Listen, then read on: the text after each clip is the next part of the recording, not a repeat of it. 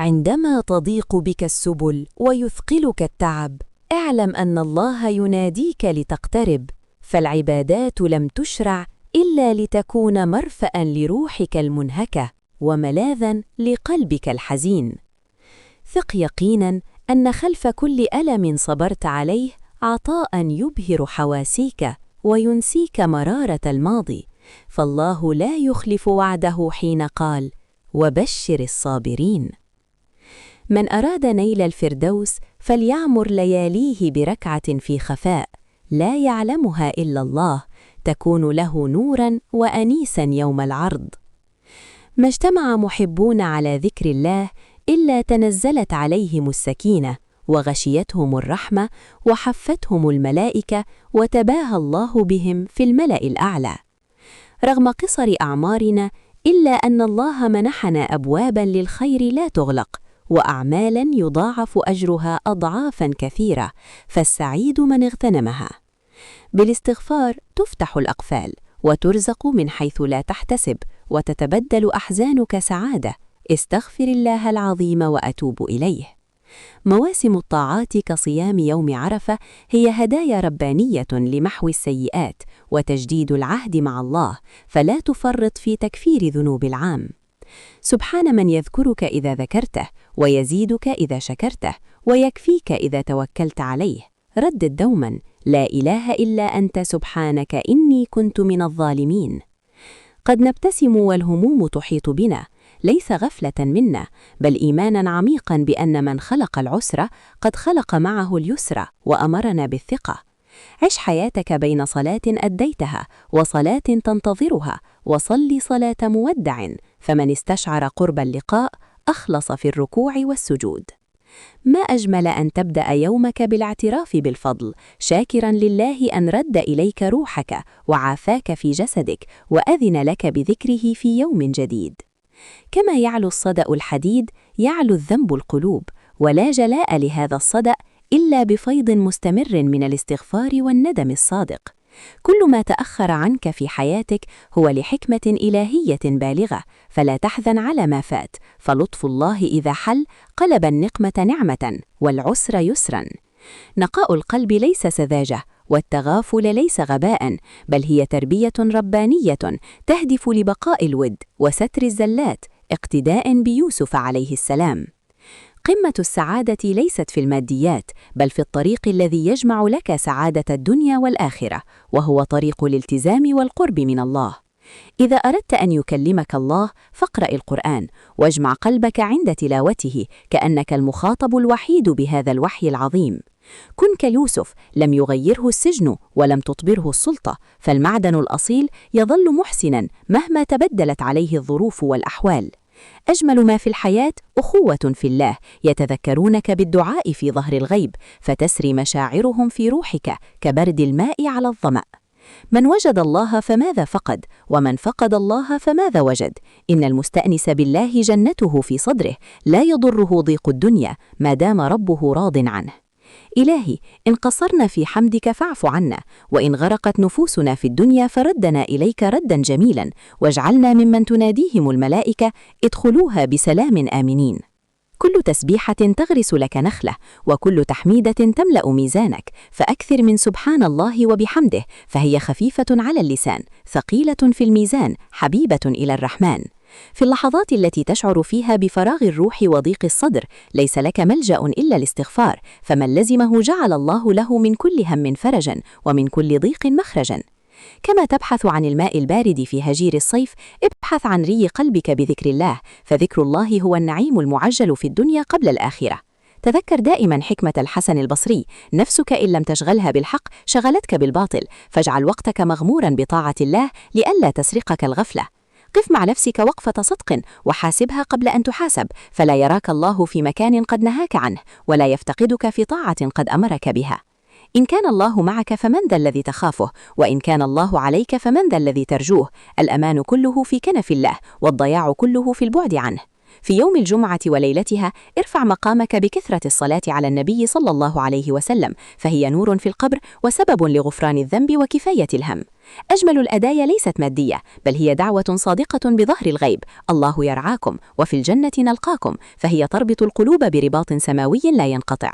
قل يا الله بيقين، وأنا أقول يا الله، وعسى ألا تذرف عيناك دمعا إلا من خشية الله أو من فرط الفرح بجبره وعطائه.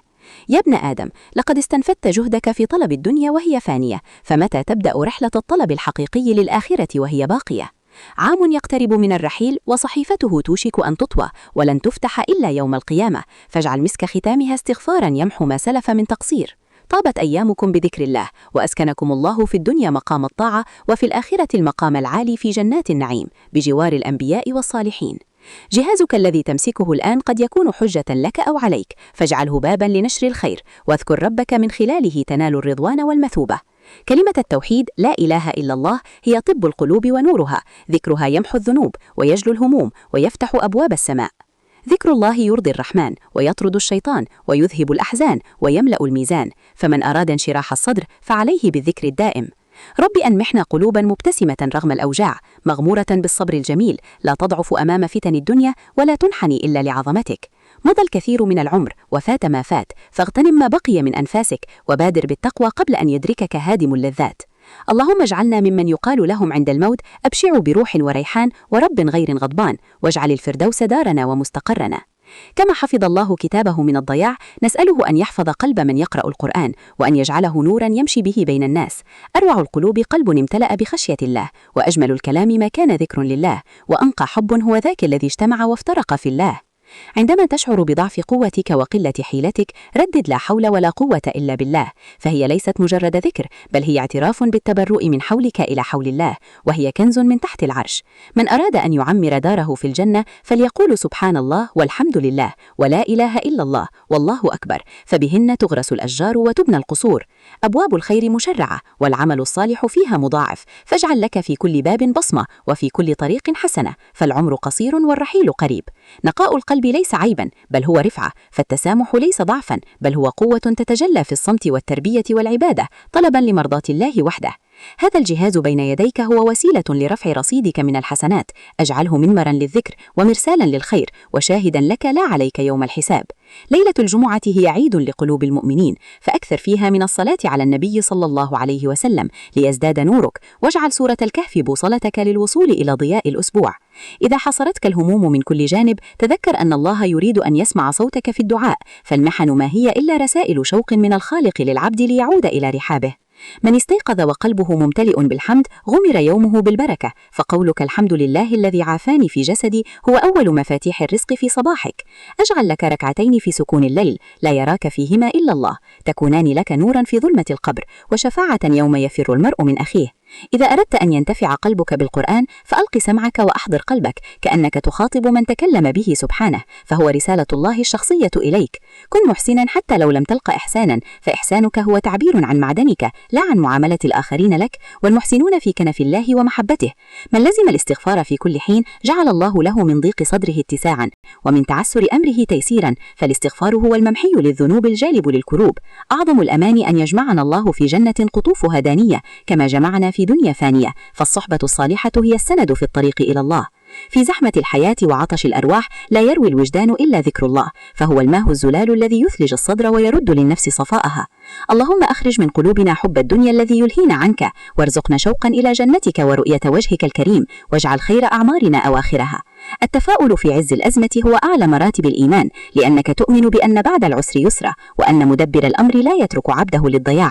الصباح هو فرصة جديدة لبداية بيضاء، فإذا أذن الله لروحك بالعودة إلى جسدك فهذا يعني أنه منحك يوما إضافيا لتقترب منه أكثر.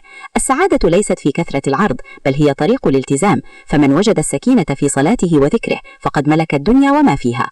دعواتي لك أن تتمايل عليك أغصان الجنة ويهب عليك نسيمها، وأن يكتبك الله من عتقائه من النار ومن المقبولين في عليين.